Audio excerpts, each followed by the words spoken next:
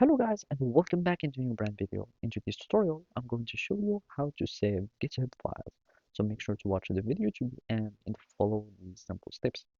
So basically saving GitHub files means just you need to add the files into your remote repository, which is the GitHub, or you will need just to synchronize with your local repository within your GitHub.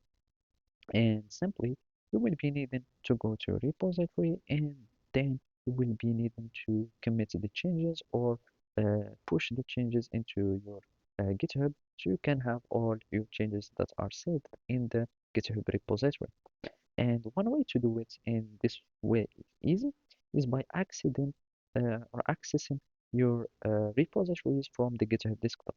So basically from here, will just make operations easy, and all we'll be needing is to make changes to our repository.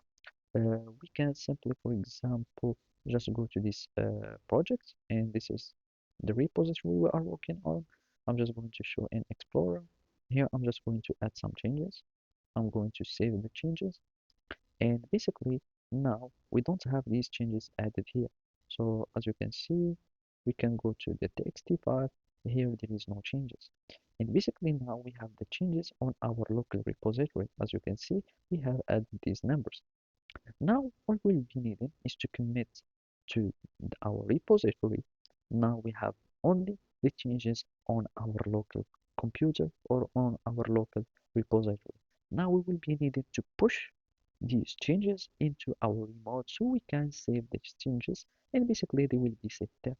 So here we are pushing. You can also use the git command if you are a terminal person or if you prefer terminal. And here I'm going to refresh, and as you can see we have the changes. So basically that's it. Thank you for watching and see you next time.